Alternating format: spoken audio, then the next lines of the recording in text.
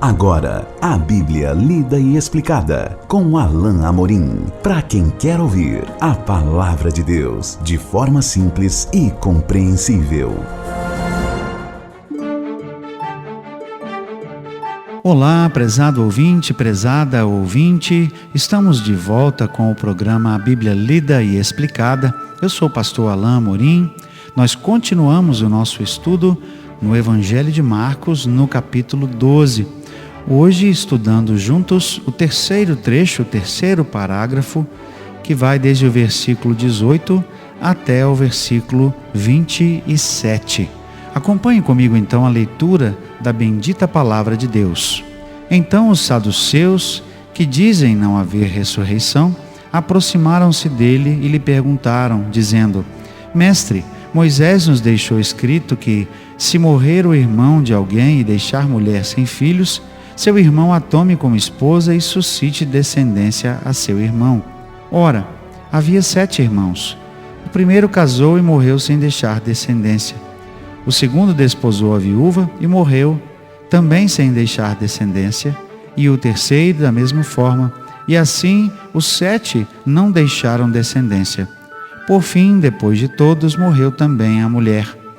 Na ressurreição, quando eles ressuscitarem, de qual deles será ela a esposa? Porque os 7 a desposaram. Respondeu-lhes Jesus: Não provém o vosso erro de não conhecerdes as Escrituras, nem o poder de Deus? Pois quando ressuscitarem de entre os mortos, nem casarão, nem se darão em casamento, porém são como os anjos nos céus. Quanto à ressurreição dos mortos, não tendes lido no livro de Moisés, no trecho referente a Assassa, como Deus lhe falou: Eu sou o Deus de Abraão, o Deus de Isaque e o Deus de Jacó? Ora, ele não é Deus de mortos, e sim de vivos. Laborais em grande erro.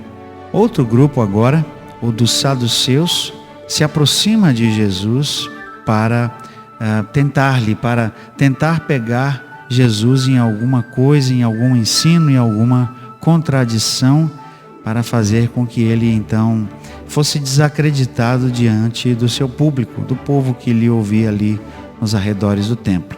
Continuamos naquela terça-feira, esse dia de questionamentos aqui para Jesus. Os saduceus se apresentam e Marcos logo trata de informar uma das suas principais características que os distinguiam ali dos outros líderes dos judeus. Esses não criam que haveria ressurreição. Na verdade, os saduceus eram um grupo que, além de não crer na ressurreição, eles somente consideravam a Escritura o Pentateuco, ou seja, o conjunto dos 5 primeiros livros da Bíblia hebraica.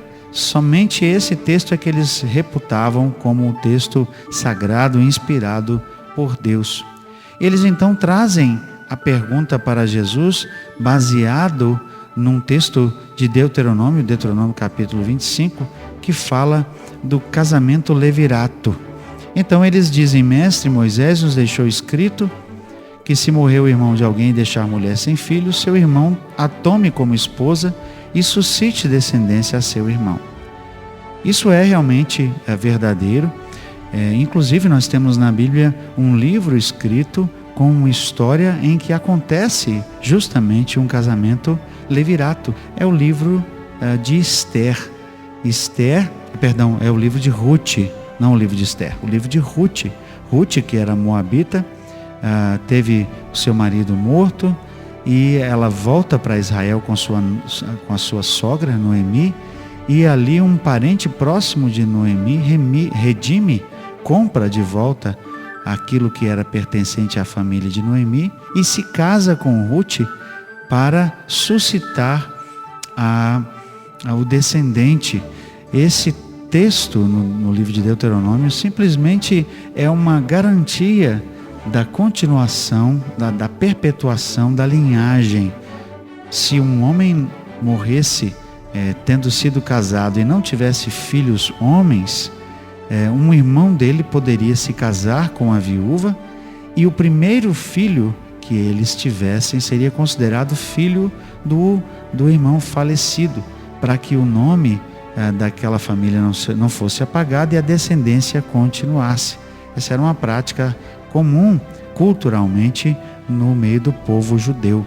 Aqui, os saduceus, na verdade, inventam uma história, é uma história fantasiosa. Certamente algo assim jamais aconteceu, de haverem 7 irmãos e todos eles terem se casado com a mesma pessoa, com a mesma mulher, e nenhum deles tendo nenhum filho. É uma situação hipotética, beirando, claro, quase ao absurdo, mas eles usam isso como ardil para tentar confundir Jesus, sem dúvida. Jesus, então, depois de ouvir a história, simplesmente, ele ouve a pergunta de qual deles na ressurreição será ela a esposa. Certamente Jesus percebeu aqui nos saduceus algum tipo de hipocrisia novamente, algum tipo de sarcasmo, porque eles não criam na ressurreição. Eles estavam, sem dúvida, tentando pegar Jesus usando a própria Escritura, claro, aplicada de forma incorreta, para tentar fazer com que Jesus aqui fosse confundido diante do povo. Mas a resposta de Jesus, mais uma vez, foi cheia de sabedoria, e nós vemos então no verso 24: não provém o vosso erro de não conhecerdes as Escrituras, nem o poder de Deus? Em outros evangelhos, essa mesma pergunta, essa mesma parte aqui vem mais ou menos da seguinte maneira: errais por não conheceres as Escrituras. Ele então denuncia o fato de que eles estavam interpretando as Escrituras de forma incorreta. O não conhecer as Escrituras aqui não se referia ao fato de não conhecer, por exemplo, o trecho de Deuteronômio 25, mas sim de desconhecer a própria lei de Deus e a maneira como a lei de Deus deveria ser interpretada e aplicada. Sem dúvida, Jesus estava aqui dando a clara impressão de que eles estavam interpretando de forma errada, interpretando de forma particular e não de acordo com a verdade da Escritura. E Jesus então informa: quando ressuscitarem entre os mortos, nem casarão, nem se darão em casamento, porém são como os anjos do céu. Talvez algo que não estivesse absolutamente claro até ali, Jesus deixa muito claro, muito cristalino, de que no céu não haverá mais esses laços de família que nós temos aqui. É certo que no céu, e aqui eu faço um parênteses, é certo que no céu nós vamos reconhecer as pessoas que são nossos irmãos em Cristo, e irmãos e irmãs de sangue, desde que sejam crentes em Jesus, mas esse laço não haverá mais, não haverá mais laço familiar. Esse é um laço que nós temos aqui, mas lá esse laço será diferente. O texto diz simplesmente: eles serão como os anjos no céu, informando que os anjos não se casam no céu, e assim também os santos serão lá no céu. E mais, Jesus então reafirma a ressurreição, e aqui Jesus, de modo muito sábio, usa justamente um trecho vindo do Pentateuco. Ele usa um trecho vindo do livro de Êxodo. Ele faz referência aqui, referente à sarça, é o encontro que Moisés teve com Deus, ali chamado de sarça ardente, não é? Logo no comecinho de Êxodo. E então ali Moisés ouviu de Deus: eu sou o Deus de Abraão, o Deus de Isaque e o Deus de Jacó. Jesus então, afirmando sobre a verdade do texto e trazendo por implicação a verdade que ele aqui apresenta, simplesmente diz: ora, ele não é Deus de mortos, e sim de vivos. O fato de Deus ter se apresentado como o Deus de Isaque, o Deus de Abraão, o Deus de Jacó, era muito mais do que uma mera apresentação do descendente ou dos ascendentes de Moisés, porque ele era hebreu, descendente de Abraão, Isaque e Jacó. Era o fato de que eles estavam todos na presença do Deus vivo. Eles estavam vivos no céu com o Senhor.